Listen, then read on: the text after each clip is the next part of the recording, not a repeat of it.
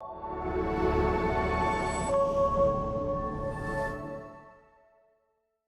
morning, Fort McMurray, Wood Buffalo, and the rest of the world. You've tuned in to the Mac City Morning Show, and I am your host, Elliot Pierre. We're going to start today's episode off the same way we start every episode off, with a moment of gratitude. I know you could be doing a million other things with your time, and the fact that you spend it with us truly does mean the world to me. So thank you. On that note, Tanner, hit him with the intro.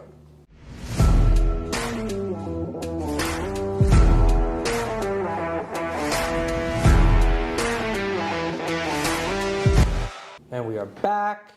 No title sponsor for today's episode, so we're just going to jump into it. As everybody at home knows, I do not introduce my guests because they can do a better job at that than myself. So, sir, can you please tell everybody at home who you are and what you're about? Good morning. Thanks for having me on the show today. My name is Colin Hartigan, a broker owner of Coldwell Banker United here in Fort McMurray. Been here since 1986. This is home. We do real estate sales, commercial, industrial, and residential, and we have a property management division as well, and we have an amazing team here in Fort McMurray, and as our slogan says, we love YMM. There we go. Yeah. Now, as far as real estate's concerned, Colin, how did you initially first get into this business? It's a great question. I came to when I came to Fort McMurray, well, growing up in Fort McMurray, we're in the north, so the outdoors is, I'm really passionate about the outdoors and exploring the outdoors. So I actually graduated high school here. After graduation, went to NAIT and became a forest officer. Through the forest technology program, because I thought my dream job was to be working in the woods, and I worked for the Alberta Forest Service. Did that for 3 years. Got on full time. Landed my dream job right here back in Fort McMurray, and then shortly after that, I quickly learned that maybe it wasn't really truly for me. Standing in the woods by myself, laying out cut blocks or doing that kind of work all alone all day. I realized that I'm a bit of an A-type personality, and being around people was really what I was passionate about. So I transitioned, took the chance. I didn't have kids at the time, and we got my real estate license and started the journey, and away we went. So from there. So as far as like the outdoors component of yourself, do you still make time to get into the woods? I absolutely do. I spend a lot of time in the woods. I've got a friend of mine who has a trap line here in Fort McMurray. I work on his trap line with him sometimes throughout the winter, kind of more so as a laborer cutting trails to help him out, keep the trails clean and that type of thing. But it's I'm still super passionate. Obviously, in the north we have the oil sands, and beyond that we have the sand dunes, the Athabasca sand dunes. Yeah. There is so many outdoor opportunities up here in Fort McMurray, and that's what's kept me here mainly as well, to be honest with you. I love Fort McMurray. Yeah, because I know you're a big traveler. Yeah. And I knew you spent time in town, but I didn't know the forestry component was still like a passion of yours. That's cool. Yeah, absolutely. Yeah. Nice. You could throw me in the woods and I could make it a week by myself, probably no issue, which most people wouldn't know about me. So, no doubt. Yeah. Is that something you passed on to your family as well in regards to that outdoor component? Oh, absolutely. As you know, we have an office as well in Lac-La-Biche, Alberta, south of here, and one in Cochrane, Alberta, as we have a multi-office operation now. Part of that is I've spent many summers raising my kids. We have a cabin at Lac-La-Biche, so Lac-La-Biche is a great little community, and we spend time in the outdoors there as well in the north, and my kids absolutely love it. Yeah, that's amazing. Yeah. So doubling back to real estate for a minute, like you've been in Fort McMurray forever, selling properties. Not just selling, but like living here. In regards to the house market in Fort McMurray, what have you seen over the decades that you've been involved in? That's a loaded question, if I'm honest, but ups and downs, right? You know, the one thing about the north and, being the main industry here is oil, as anybody would probably know about Fort McMurray, and in Alberta generally. Obviously, there's many different types of, there's agriculture and all those things in southern Alberta, but in the north, oil has been the primary source of employment for most people, and for me, the reframe your question again. Sorry. As far as Fort McMurray's, I just missed that. No, that's okay. Well, what have I seen? Sorry. In the real estate side. Sorry, I guess there's four. In my opinion, there's been four ups and downs, four major up and downs. So, and that's as a result of oil. Mainly. Fort McMurray's, as I explained to people, the biggest roller coaster ride you could ever be on without wearing a seatbelt. So when it's going up like this, you're death gripping onto the handrail as the market takes off, and as it goes the other way, you're holding on the same way, but you don't have a seatbelt on because it's that's the way it is, and it has been for so long. And I think the Alberta government, local politicians are all trying to find a way to stabilize that long term because it's not healthy for any economy to see those ups and downs. Obviously, we had the wildfire in 2016. We've had the floods back in the early 2020s. Those things have had a major impact on the community. Yeah. More so than people really realize. Luckily, I was on the United Way board, was able to be part of the comeback and deal with that. But those 4 swings in the market have always been the challenge, because just like anywhere in most places that take off, getting good labor is a challenge, getting home builders that are here that want to build houses. It's a boom and bust style environment, and the last 10 years have been tough. The last 10 years of the economy, obviously the Liberal government has had different plans for oil and that industry as a whole, so it slowed things down, but I think we're seeing the turnaround again. Things have really started to pick up in Fort McMurray. Inventory is very low. A lot of people think, Fort McMurray, there's so many properties for sale, and it's actually really low at the moment, and I think there's opportunity, lots of opportunity again in Fort McMurray.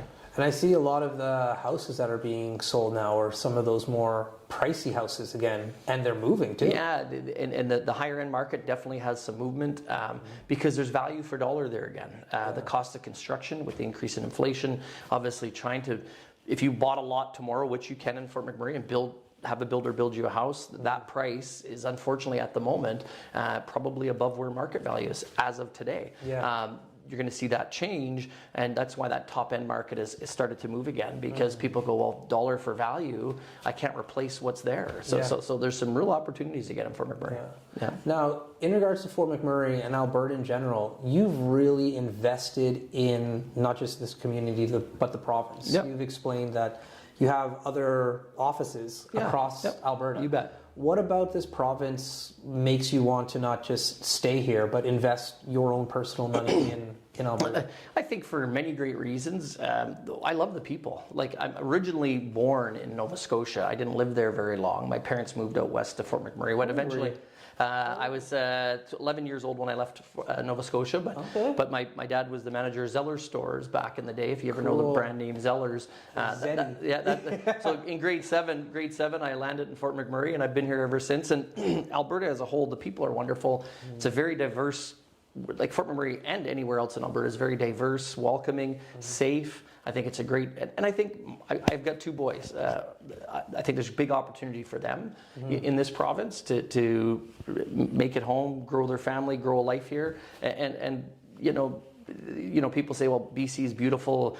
I love the Okanagan. I love Victoria Island. I love lots of those places. Don't get me wrong, but I think there's still so much more opportunity in Alberta and what's happening here that people maybe are starting to understand that. Why would I leave? I guess is the point. And it's home. Yeah. To be honest, it's home. So it really, truly is. Yeah. Did your dad run the Zellers here? Yeah. Nice. So you got to spend time like in Zellers as a child. Oh, I was a Zellers kid. Let me tell you, I wore everything. Every piece of article of clothing I owned was Ocean Pacific or Beta. I wasn't allowed to shop anywhere else back then. So. Oh, do you still have some of that stuff? No. Any pictures by any chance? I'd have to find them. Because I was chatting with Dan from PhotoSource about trying to get some pictures of like the Garden Cafe. Like there's certain landmarks around Fort McMurray that are just like historical that people remember, talk Fort about. McMurray today, you might be able to find them in Fort McMurray today. Maybe I should look into that because Zellers was iconic. It was. Betcha. Yeah, I bet. Zeddy Bear, you had the cafe upstairs. Best hot dog and fries in town back then. He was there too. And I remember the escalator. My dad and mom, I would run up backwards. They'd be like, "Stop running up that escalator!" I'm like, "I'm a kid. I'm gonna run up this escalator." Exactly. That's really cool. So you were a Zellers kid then. Yep, you betcha. Yeah, that's what brought us to Fort McMurray. And you know what? At the time, it was you didn't really know what was in the future. And you know, and I think Fort McMurray in general, or the regional municipality Wood Buffalo, that's truly what we are. Not just Fort McMurray, which includes Conklin all the way to far as Conklin up to Fort Chipewyan, the Wood Buffalo National Park. You know, it's a fairly vast region, but people gets a negative kick, right? You know, we have a lot of commuters that commute in and out of Fort McMurray to take advantage of those opportunities for jobs and et cetera. Labor is still a challenge, but you know, Fort McMurray is an absolutely stunning place to raise kids. I tell people like, "Oh, I hear that there's crime and drugs and those types of things." Well, I actually think they're everywhere. Yeah, And if you're the type of individual that doesn't engage around those style of people or have any of those influences in your life, you have a great life here. And I think that's the part that people often forget. And there's opportunities for kids. We have a great minor hockey association. The sporting opportunities here are off the chain. One of Canada's largest recreation centers are here. And when you have oil sands in your backyard, that type of financial support does exist here from those people. So it's a big impact on the community. Yeah, we were just out at I've been spending a lot of time at Vista Ridge over the last few weeks because the weather's been so nice. Yeah. But Vista Ridge being our ski hill. Yeah. But we sent a few photos to a client of ours and said, hey, look, we're throwing something at this ski hill. And they went online and they were just like, what the hell? Why do you have a ski hill at that caliber in your backyard? I'm like, literally, from my house to that ski hill, 20 minutes. Yeah, absolutely. And you've got not just the oil sands, lots of long-term Fort McMurrayites like John Wilson, Leo Robert, some of those legends of the past that have financially invested into Fort McMurray because they also, it was home for them, right? So and that's the win.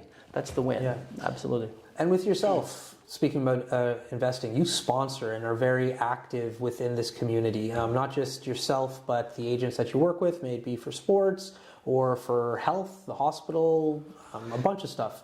Where does that come from? I think in life, I get that's a tough question. Simple, complicated but simple answer to. In life, there's givers and takers. You have a choice. You can be a giver or a taker. I was raised to be a giver, not a taker. So when we've had such great success, giving back is key. You know, our office since we opened in 2006. When I opened my own office in 2006, we've donated over $250,000 in the community, which for us is huge. We're not oil sands, as you know, so that's big. But that is a simple philosophy of be a giver. When you can give. And hey, through the tough times, we weren't able to give as much, and you know what? And that's tough sometimes because the revenues weren't there to try to give as much as we had. And when things were good, we gave more, and continually we follow that trend. And it's as simple as be a giver or a taker in life. And I've chosen to be a giver. So, there you go. Yeah. Now, as far as mentality is concerned, we've had the fortune to speak and sit down and interview a lot of your staff. Yeah, of course. And the one thing about all of them is they're just so nice. They have positive things to say about you, and it's all real. So that comes with some form of philosophy or hiring background. Yeah. Why do you think you're able to hire such great people, and then not only great people, but they end up becoming the leaders of your industry in this community? Like, you just continuously show success at Coldwell Banker. Well, a really good example of that is our Cochrane location that we opened. We have an agent there named Kayla Young. You know, she moved south, her spouse with work and those types of things eventually had her moving south. And she said, Colin, I don't want to work for anybody else. And I think there's an opportunity here. So we kind of explored that, and we've kind of taken it off from there. Our office is fantastic. The culture is real simple.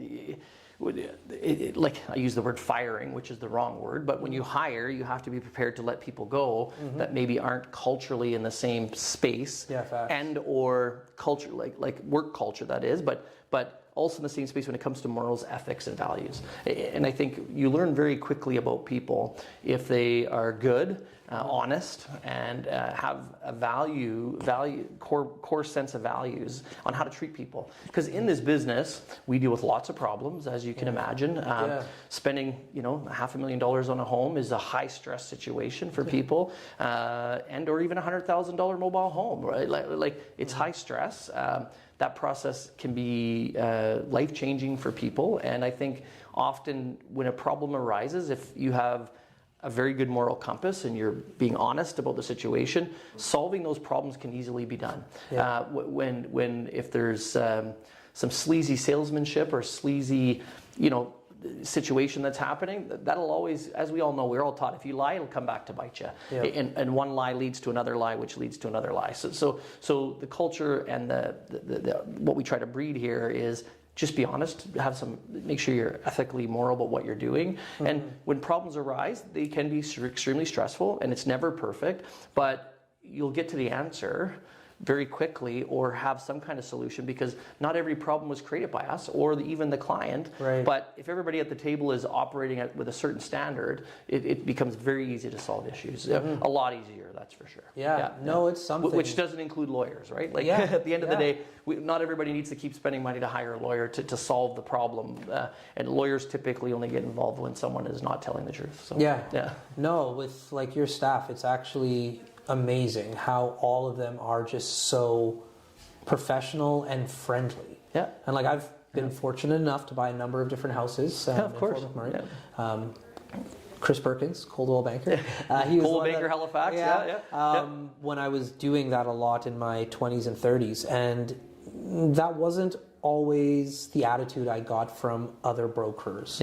Even when I was working with him, and now he's gone. I work with you guys still, and it's one of those things where I'm just like, this is wild that everybody that I interact with, not just here in Fort McMurray, but same in Cochrane, has that same kind of. And Chris is a great example. Chris worked with me. I got to hire him day one, train him, mold him into a great broker, and he evolved to a point where him and his spouse moved back east, and he's a broker owner there now, which is, for me, that's rewarding for me. At the end of the day, I mean, well, that's what I mean. You don't miss, like you have been successful by yourself. Colin Hartigan, successful, but then the players on your team show success as well and continue to grow, and when they either stay and or, like you said, move to other locations, they all have positive things to say about you. And that's really legacy, right? So at the end of the day, trying to build a legacy of some sort, to me, people who build legacies do it almost by accident.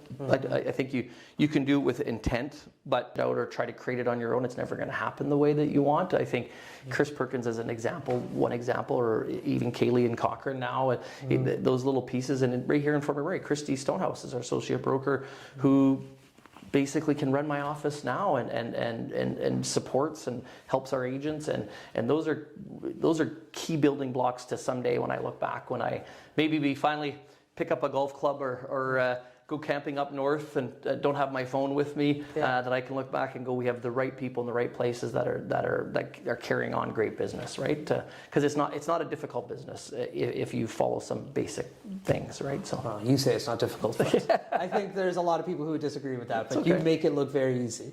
But anyways, Tanner tapped his phone, so that means he's ready with his segment for the Mac City Minute. So Tanner, hit him with your questions. All right, question number one. What is your go-to outdoor activity to take part in Fort McMurray? Absolutely simple one. For me, it's quadding.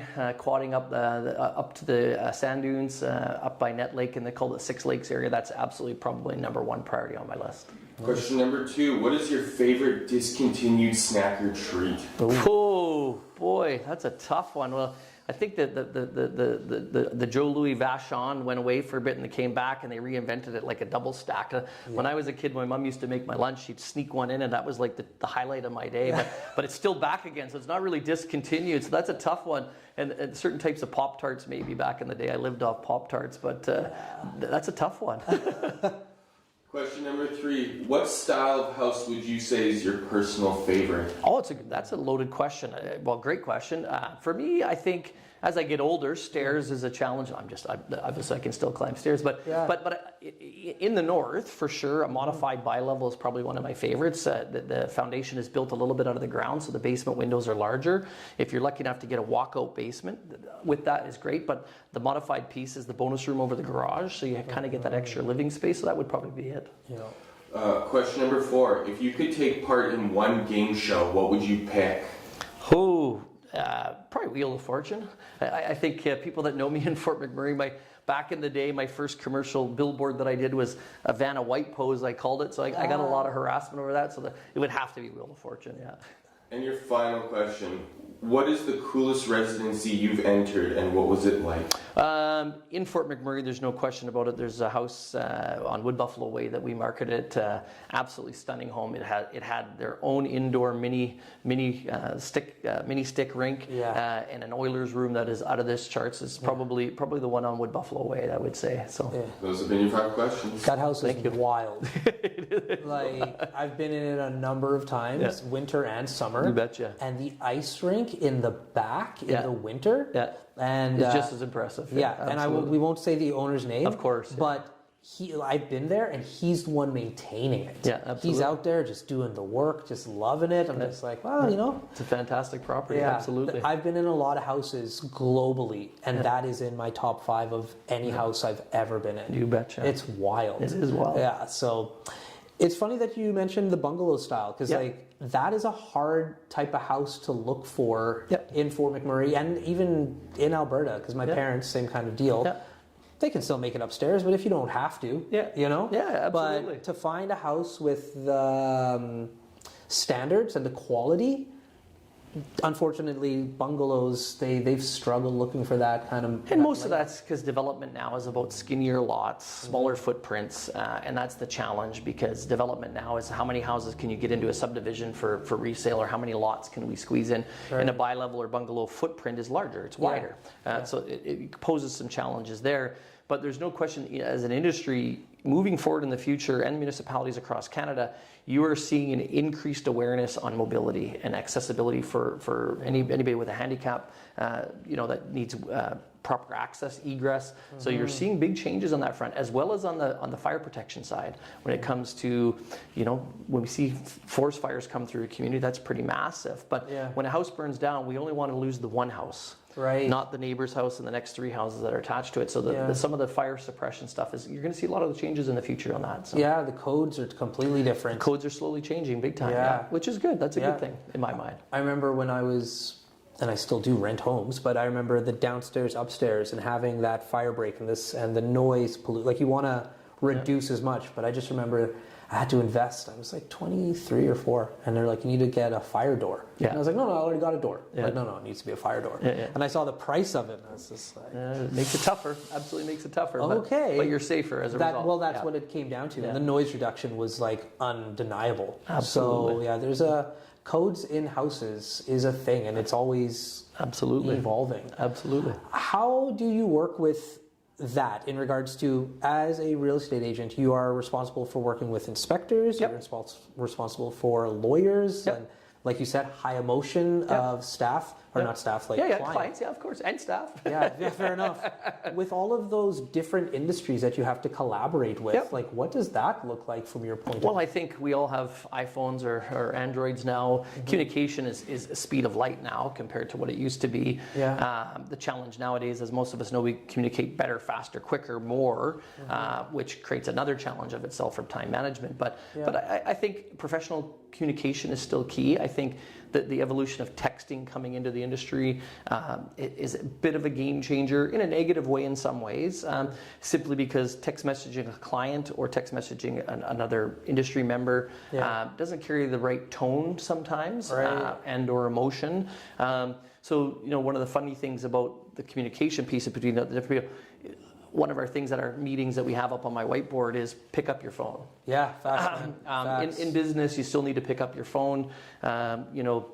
Although companies like TELUS and all these phone companies have created these wonderful ways to communicate, in business for us is pick up the phone sometimes to get the job done quicker, faster, and with the right tone. I think nowadays, with the world moving so fast, we miss a little bit of those personal connections. And until we sit down just like this, as you know, it's like, man, it's refreshing to have a conversation where by text or email it doesn't have that. And still extremely effective, but pick up the phone, I think.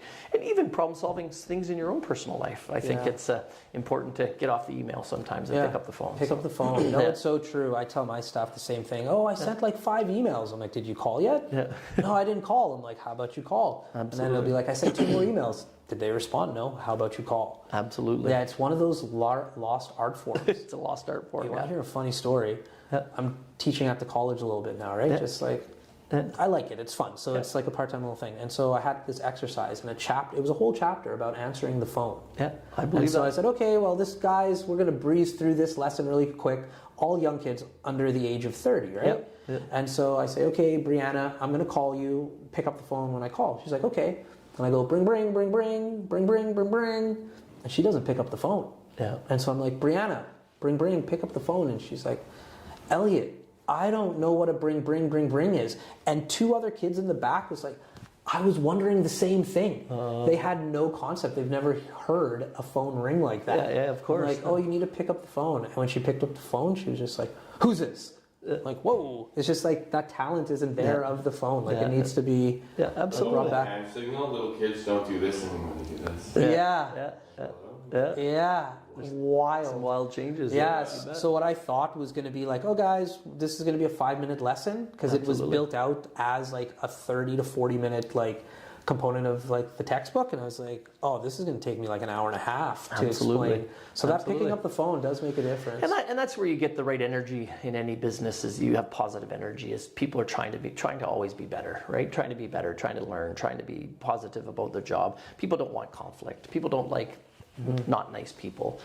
Being kind is important. Being kind and being nice. But we all know, we've heard it all before. But being kind or doing small little kind acts can go a long way on building really great solid relationships. Right? So the ramifications. I've been fortunate enough to have some great people in my past that have given me some of those great little tidbits of advice along the way. And I've attended many real estate conferences and many different types of conferences. And I always tell people, if you're not progressively always trying to keep learning, you're never going to evolve. And to get to where I'm at now took all of those little trips and conferences and take those tidbits away and then implement them, actually do something about it. So let's elaborate on that a little bit, because I don't think enough people have the opportunities to A, go to conferences, and B, take them seriously for what they are. Right, correct. Yeah. Let me hear a little bit about how you approach going to a conference. I think preparation is key, making sure you know who's going to be attending. If there's other people that are attending that impact your business, number one. But number two, it's a business opportunity, right? I use the old Gizmo Williams. I went to a talk from Gizmo Williams once. He played in the CFL, as many would know. And he said the alarm clock in the morning, when it goes off, and we all roll over and you go, damn alarm clock, and you turn it off, and 5 more minutes, hit the snooze button or whatever for some folks. He says, think of that as an opportunity clock. So when it goes off, is your day going to be about the opportunities you have ahead of you, or are we just going to go through the motions of that day? So I think going into a conference or going into any learning opportunity where there's multiple people, chance to get belly to belly with people, is having conversations and talking about business. And what I've learned is sometimes just finding out who they are as people. And then business happens naturally after that, because we all love doing business with people we like. And we all love doing business with people that we know care. So conference opportunities are number one, learning, because most people organizing these conferences do great research and work getting prepared to put really good people in front of you to take away good key moments. It's whether you want to take advantage of that. So you got to make sure you're up early, have breakfast, get to those sessions, and then and take that learning opportunity seriously. No, that's cool. I like what you said about figuring out who's there first. Yeah, absolutely. Yeah. Because especially in this day and age, like you can go on LinkedIn. Oh, and the conference now, some of the conferences I attend now, they have some amazing apps they're using now where all the attendees are listed in advance now. The technology, those are advantages in technology that gives us those opportunities to maximize those opportunities, and they all exist. But you got to put a little effort in. You do. Yeah. And I like that you brought up a story about somebody that you heard, Gizmo. Yeah. It's one of those things when I first started going to different conferences, you have your keynote speakers, you have these other, and I'm like, what am I really going to learn from somebody talking? Of course. Yeah. And then all of a sudden, like, you heard a famous person talk, and what they said stuck with you years down the line. 1,000%. I'll give you another example, not to interrupt. I got to hear Chris Hadfield on the weekend. He was at our recent conference, and somebody asked him what was the scariest moment that he encountered, and he's been, out to outer space, been on the space station. He's orbited the Earth 2,650 times. So he's got some amazing stories, of course, but to keep it short, his answer was really interesting. He says, well, it's funny you say that, because I look at fear or being scared or fear different than danger. Typically we have fear or scared from something that's dangerous, generally is why it's created. He goes, well, what he learned early in his career, and this is me repeating his story, and I hope I get this right, is basically once he recognized what the fear or the scary part was going to be of that dangerous situation, he prepared, did the homework, the research before he entered into that situation when he had that type of control. Going to space, obviously, they prepare really well. He ensured he knew everything about it to take all that fear away.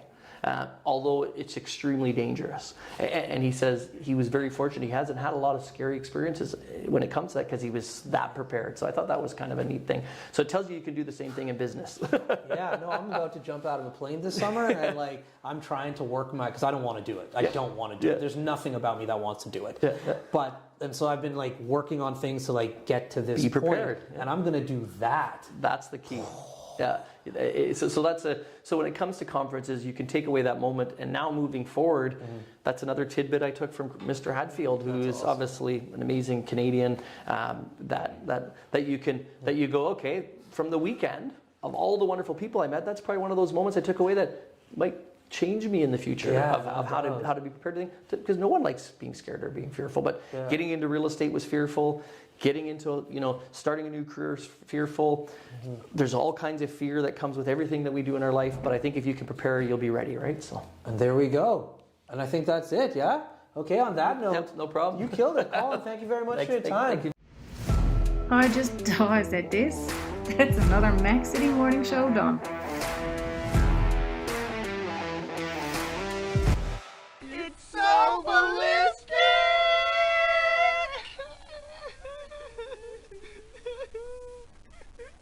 Talk about quenching your ugly thirst.